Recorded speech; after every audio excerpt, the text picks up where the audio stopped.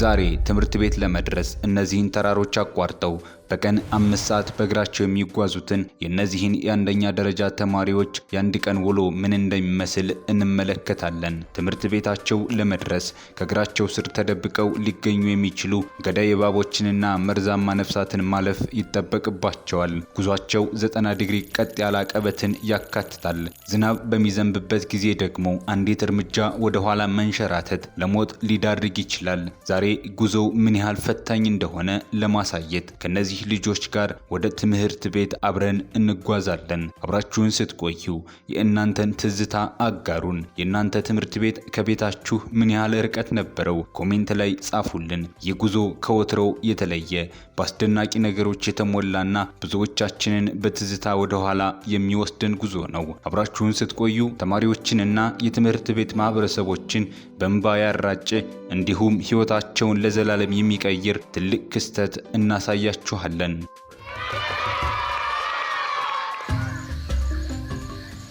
ኬሪ እዚህ እየተዘጋጀ ነው። ይህ የሱ መኝታ ክፍል ሲሆን ልብሱን ለብሷል። ፖርሳውንም ጠበቅ አድርጎ እያሸገ ነው። ደስ የሚል የጀርባ ፖርሳ ነው። መኪና ትወዳለህ? አዎ። ይህ ብዙ መጽሐፍ ነው ኬሪ። ፖርሳ ትንሽ ከባድ ይመስላል። አዎ ከባድ ነው።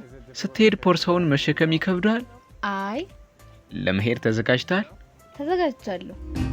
ኬሪ ዝግጅቱን ጨርሶ ወደ ትምህርት ቤት ለመሄድ ተዘጋጅቷል። ተራራውን ሙሉ በሙሉ በእግሩ እየወጣ ጫካውን እያቋረጠ ይጓዛል። ያንን ተራራ መውጣት አደገኛ ስለሆነ እፈራለሁ። አንዳንዴ ዝናቡ በጣም ኃይለኛ ከሆነ ወደ ትምህርት ቤት አይሄድም። እዚህ ቁጭ ብለን እያለን ድንገት ኃይለኛ ዝናብ እየጣለ ሲሆን ቤት ውስጥ ተጠልለናል። ከጥቂት ደቂቃዎች በኋላ ዝናቡ ጋብ ሲል ኬሪ ትምህርት ቤት ሳይረፍድበት ጉዞውን ጀመርን። በመንገድ ላይ የቅርብ ጓደኛውን ጃኑኤልን ለመውሰድ ቆምን። ከዚያም አስገራሚውን ጉዞ ጀመርን። ኬሪና ጃኑኤል አብረውን አሉ። ይህ ደግሞ ወደ ትምህርት ቤት የሚወስደው ረጅሙ መንገድ ነው። ወደዚህ ተራራ ገብተው አቋራጭ መንገድ በመያዝ እስከ ትምህርት ቤት ድረስ እስከ ላይ ከመውጣታቸው በፊት እዚህ መንገድ ላይ ይጓዛሉ። በጣም ረጅም ነው። ምን ያህል ይረዝማል? አላውቅም። እና ዝናብ እየዘነበም ቢሆን ትሄዳለህ? አይ ዝናብ ከዘነበ ያንሸራትታል። አሁን ሌላ ተማሪ አግኝተናል። ጂያን ይባላል። ሰላም ጂያን፣ እንዴት ነህ? ደህና ነኝ። ስንተኛ ክፍል ነህ? 9ኛ ክፍል። ሁልጊዜ ነው በዚህ የምትጓዘው? በየቀኑ? አዎ። ድንቅ ነው። አሁን ወደ ትምህርት ቤቱ እየተጓዝን ነው። አስቂ ታሪኮችንና በየቀኑ የምናደርገውን ነገር እያየን ስለሆነ ደስተኞች ነን። ይሄ ጓደኛህ ነው? አዎ። እንዴት ነህ? በመተዋወቃችን ደስ ብሎኛል። ወደ ትምህርት ቤት እየሄድክ ነው? ዛሬም እኔም ከእናንተ ጋር አብሬ እሄዳለሁ። ይሄንን ተራራውን የምንወጣው? በእውነት? ምንድን ነው? በዛ ላይ ነው የምናልፈው? ልክ እንደ 90 ዲግሪ ቀጥ ያለ አቀበት ነው። አንዳንዶቹ የሁለተኛ ደረጃ ተማሪዎች በጉዞው ላይ ተቀላቅለዋል። ጉዞው አሁን እየከበደ ነው። በተራራው ላይ እንዴት እንደምንወጣ ተመልከቱ። አንዳንዶቹ ልጆች ባለ 3 እግር ብስክሌት ሲጠቀሙ አይቻለሁ። እናንተ ለምን ብስክሌት አትጠቀሙ? ምክንያቱም አቅሙ የለንም። ወደ ላይ መውጫው መንገድ ይሄ ነው። አሁን ከዋናው መንገድ ወጥተን ተራራውን መውጣት ጀምረናል። ትክክለኛው ፈታኝ ጉዞ አሁን ይጀምራል። ወደ ላይ ስንወጣ እዚህ በጣም የሚያምር እይታ እንዳለ አስተውያለሁ። እዚህ እናርፋለን። ሲደክመን እዚህ ቆመን እንመለከታለን። ኦ በእውነት የሚደነቅ እይታ ነው።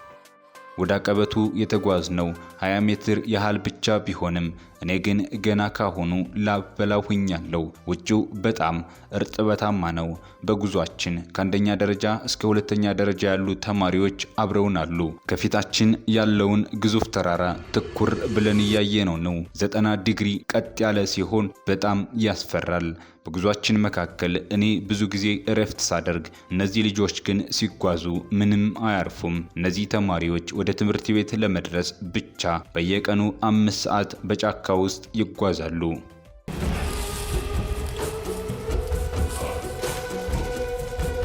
ኬሪ፣ እነዚህ ልጆች ሁሉ በትምህርት ቤት ጓደኞቼ ናቸው? አዎ። ወደ ጫካው ይበልጥ እየገባን በሄድን ቁጥር ውበቱ ይበልጥ ይጨምራል። እዚህ ፊሊፒንስ ውስጥ ያለው ተፈጥሮ ሙሉ በሙሉ ያልተነካና ንጹህ ነው። እዚህ ምን አይነት እንስሳት አሉ? ኮብራዎች አሉ።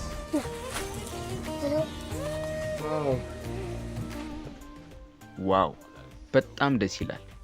ለመሆኑ ስንሄድ ፊቴን ይመታኛል ብለህ አትፈራ? ከዚህ በፊት አጋጥሞ ያውቅም? ቢነክሰስ? ከነከሰ በጣም መጥፎ ነው። በየቦታው እኮ ጉንዳል አለ። እግር ላይ ጉንዳል ንክሻ የለም? የለም። በፍጹም ጠንካራ ነህ ጎበዝ። ለትንሽ ልጅ እንዲህ ያለ ጥንካሬ ይገርማል። እነዚህ ልጆች ከተፈጥሮ ጋር ያላቸው ቁርኝነት እጅግ የሚያስገርም ነው። ወፎችን በፉጨት ይጠሯቸዋል። በዙሪያችን ያለው ጥቅጥቅ ያለ ጫካ ሲሆን ግዙፍ የቀርከሃ ዛፎች ደግሞም ከነሱ የሚበልጡ በጣም ረጃጅም የኮኮናት ዛፎች አሉ። ዝናቡ እየመጣ እየሄደ ነው። አሁን ምንም ባልተነካ ድንግል ተፈጥሮ ባለው ጫካ ውስጥ እየተጓዝን ነው። እነዚህ ልጆች ደግሞ በየቀኑ በዚህ በኩል ነው ወደ ትምህርት ቤት የሚሄዱት። ይህንን የምታዩ ሁሉ በተለይ አሜሪካ ያላችሁ አብዛኞቻችሁ ወደ ትምህርት ቤት የምትሄዱት በተማሪዎች አውቶቡስ ሳይሆን አይቀርም። አሁን ደግሞ ለመራመድ ቪዛን ለመጠበቅና በአጠቃላይ ለመትረፍ ሁሉንም አካላዊ አቅማችሁን የሚፈትነውን ይህን መንገድ በእግራችሁ መጓዝ ቢኖሩባችሁ ምን ይሰማችኋል? እስቲ ያስቡት፣ ተመልከቱ መንገዱ እንዴት እንደሚያንሸራትት። እረ እንደውም እጅግ በጣም አደገኛ ነው። በእውነት ግን አሜሪካ ውስጥ የተማሪዎች አውቶቡስ አለ? አዎ አለን። የተማሪዎች አውቶቡስ ትፈልጋላችሁ? አውቶቡሱን እንፈልጋለን፣ ግን ወደ ትምህርት ቤት እየሄድንበት አይደለም። ደግሞም ለመግዛት የሚሆን ገንዘብ የለም። በዚህ ማህበረሰብ ውስጥ ላላችሁ ሁሉ ምስጋና ይግባችሁና $7500 አሰባስባችኋል። ልጆቹ ከእንግዲህ ይህንን አድካሚ የእግር ጉዞ እንዳያደርጉ ወደ ትምህርት ቤት የሚያመላልሳቸው መኪና በመግዛት ሁሉንም የትምህርት ቤት ተማሪዎች ሰርፕራይዝ አደርጋቸዋለሁ። ከዚህ በፊት እንዲህ ያለ ነገር አድርጌ አላውቅም። በጎ አድራጎት ከጊዜ ወደ ጊዜ በበለጠ ላደርገው የምፈልገው ነገር ነው። ስለዚህ አንድ የበጎ አድራጎት ድርጅት ከፍቻለሁ። የምጎበኛቸው ማህበረሰቦች ለመርዳትም እንዲህ ያሉ ተግባራትን ማድረጌን እቀጥላለሁ። ላደረጋችሁት መዋጮ ከልብ እናመሰግናለን። ለተጨማሪ መረጃዎች ደግሞ አብራችሁን ቆዩ። ትንፋሼ አልቆ እያለከለኩ ነው። እነዚህ ልጆች ግን ሳይቆሙ ዝም ብለው ይጓዛሉ። ዝናቡ እየመጣ እየሄደ ስለነበር መንገዱ ትንሽ ያንሸራታል። ስለዚህ መሬቱ ሙሉ በሙሉ ጭቃ ሆኗል። ዝናቡ እየቀነሰ ስለሆነ አንሸራትትም። እነዚህ ልጆች እዚህ ጋር ጫማቸውን ማውለቃቸውን ተመልከቱ። ሙሉ በሙሉ በባዶ እግራቸው ናቸው። ያለ ጫማ መሬቱን በተሻለ ሁኔታ መቆንጠጥ ስለሚችሉ ጫማቸውን ክንዳቸው ላይ አንጠልጥለዋል። እግርህን አያምህም? አያመኝም። እንደዚህ ስለት ነገር ካለ ያማል። ታዲያ እግርህን የት ታሳርፋለህ? ማለት የትኛው ቦታ ነው የማያመው? እዚህ ጋር። እኔ ግን በምንም ታምር ይህንን በባዶ እግሬ ላደርገው አልችልም። ገና ከአሁኑ ድካም ተሰምቶኛል። ገና ግማሽ መንገድ ላይ እንኳን አልደረስንም። ሁሉም ሰው ደግሞ ስለሚቀጥለው የጉዞ ክፍል አስጠንቅቆን ነበር። አሁን ፓንግ ወደሚባለው ባለ 90 ዲግሪ ቀጥ ወዳለ ቋጥኝ ደርሰናል። ለመውጣትም እጃችንን፣ ጉልበታችንን፣ የእግር ጣቶቻችንና ሁሉንም የሰውነት ክፍሎቻችንን እንጠቀማለን። መውጣት የጀመርከው ስንት ዓመትህ እያለ ነበር? ሁለተኛ ወይም ሶስተኛ ክፍል እያለ። ሁለተኛ ክፍል? አሁን ደግሞ 5ኛ ክፍል ነህ። ስለዚህ ከ3 ዓመት በፊት ማለት ነው። በጉዞው ውስጥ በጣም ከባዱ ነገር ምንድን ነው?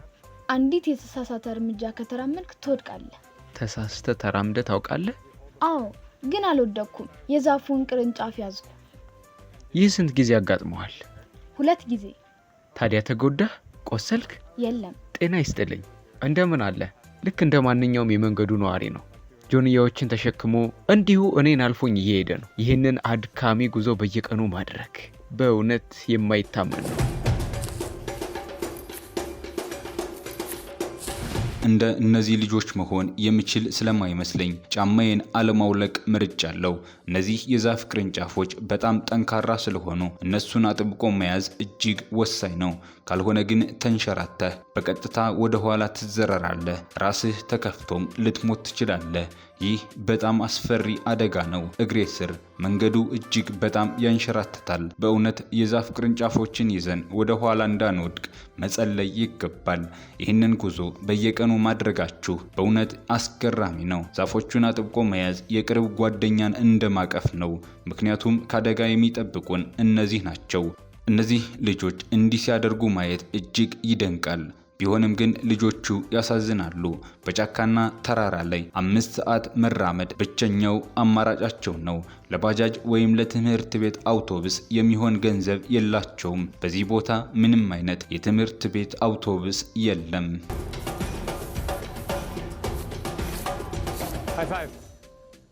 ጨብጡኝ።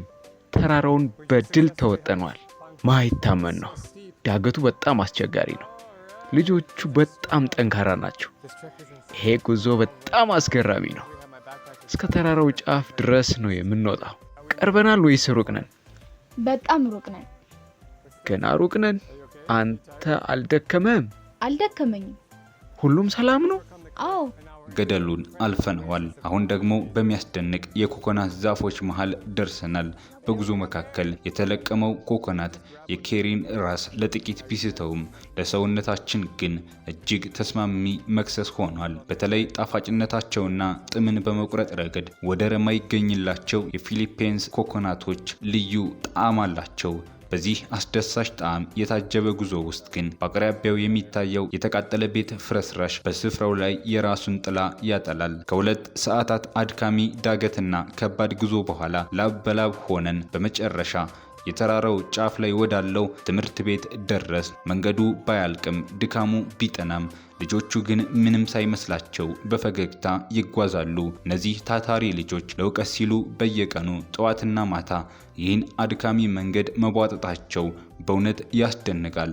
ይህ ለትምህርት ቤት የሚከፈል ትልቅ መስዋዕትነት ነው። ያ የኔ ክፍል ነው። ያንተ ክፍል ነው?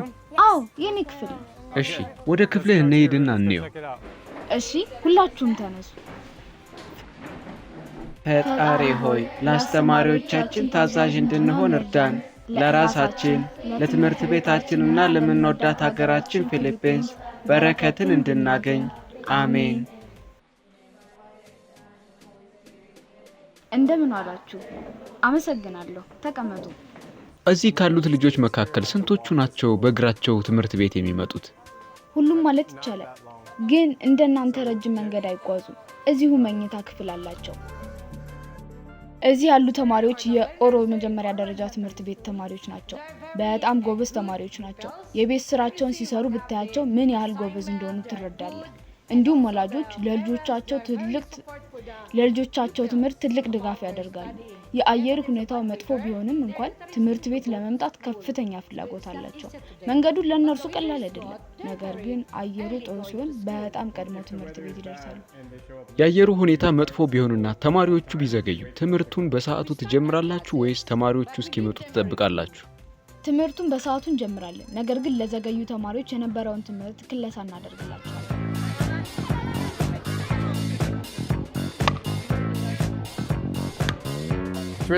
በጣም ደስ ይላል። እዚህ ቤዝቦል ይጫወታሉ። እኔም በልጅነቴ የሚጫወተው ስፖርት ስለነበር ደስ ይለኛል። አውሮፓዊ ቤዝቦል ሲጫወት ማየት የመጀመሪያ ነው። ዋው ወንድሜ፣ በጣም ድንቅ ነበር። ልክ እንደ ሆምረን አይነት ምት ነበር። ይህ ትምህርት ቤት ከተመሰረተ ምን ያህል ጊዜው ነው? የተጀመረው እንደ አውሮፓውያን አቆጣጠር በ1948 ነው። በጣም ረጅም ዕድሜ ያለው ትምህርት ቤት ነው። እርሶስ በ1982 እዚህ ሲማሩ ወደ ተራራው በእግሮ ይወጡ ነበር? ሁልጊዜ ባይሆንም። አሁን በዚህ መጀመሪያ ደረጃ ትምህርት ቤት ስንት ተማሪዎች አሉ?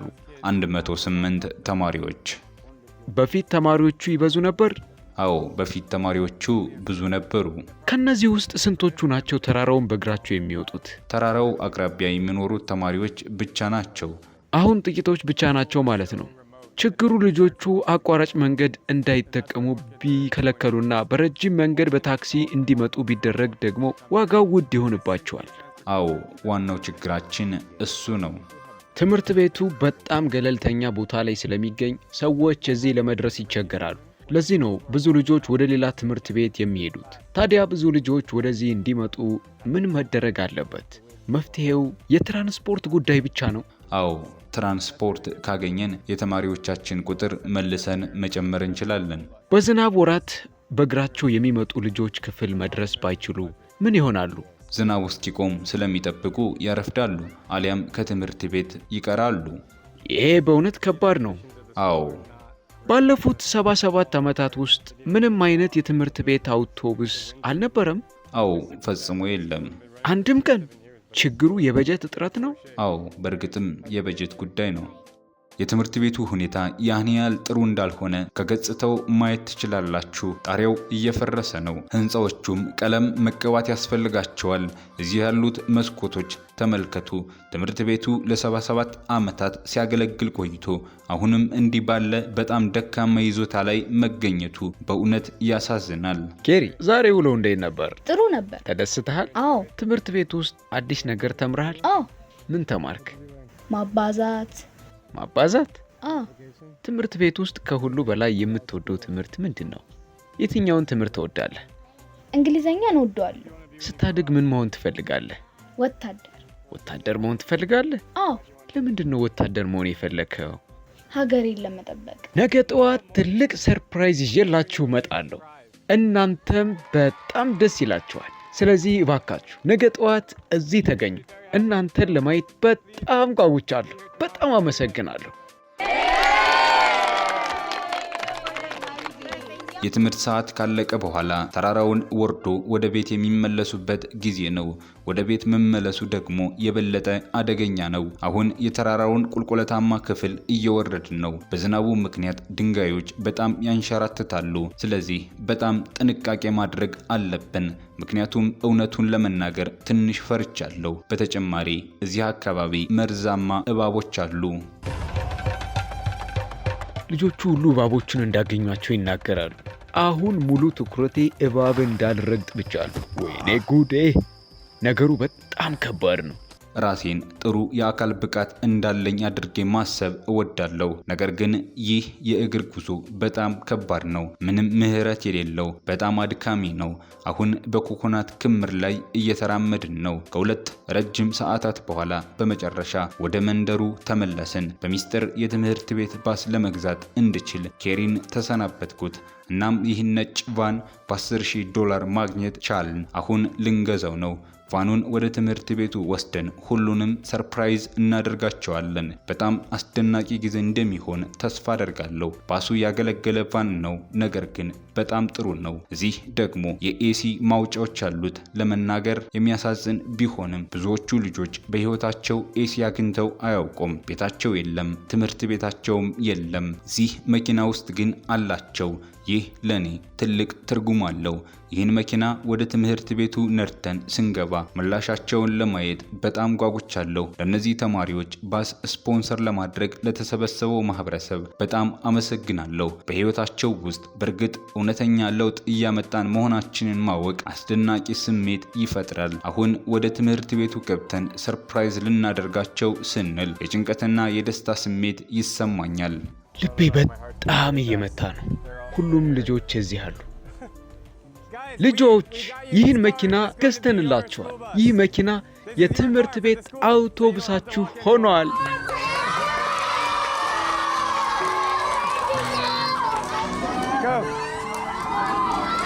ይህ ለትምህርት ቤቱ የተገዛ መኪና ነው። ከእንግዲህ በእግር መጓዝ አይጠበቅባችሁም። ደስ ብሏቸዋል። ለልጆቹ ትልቅ ትርጉም እንደሚኖረው ተስፋ አደርጋለሁ። ይህ ለልጆቹ በጣም ትልቅ ነገር ነው። በጣም እናመሰግናለን።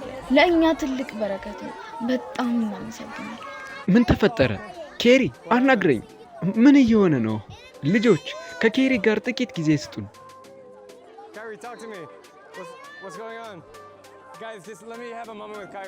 ምን እየተሰማህ ነው ኬሪ? መኪና ልንገዛላችሁ እንድንችል ሁሉም ሰው ገንዘብ አዋጥቷል። ስለዚህ ከእንግዲህ ያንን መንገድ በእግር መጓዝ አይጠበቅባችሁም። አመሰግናለሁ።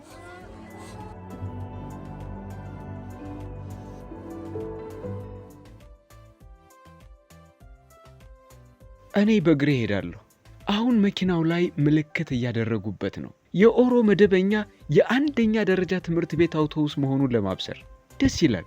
ድንቅ ነው። እነዚህ ልጆች ከእንግዲህ ያንን ረጅምና አደገኛ መንገድ መጓዝ አይጠበቅባቸውም። በየቀኑ በሰላምና በሰዓቱ ትምህርት ቤት እንዲደርሱ ሾፌርና ነዳጅ ስፖንሰር አድርገናቸዋል። ይህ ታሪክ ለእኔ ለየት ያለ ትርጉም አለው። ምክንያቱም እዚህ ለ3 ዓመት ከኖርኩና በባህሉ ውስጥ ካገባሁ በኋላ ፊሊፒንስ ለልቤ በጣም ቅርብ ነች። ባለቤቴ ዲያና የጀርባ አጥንቴ ናት። ከመጀመሪያው ቀን ጀምሮ በጣም እየረዳችኝ ነው። እርሷም ሪሞት ጂነስ በሚባለው ኩባንያቸው በኩል በገቢ ማሰባሰቢያው ላይ ተሳትፋለች።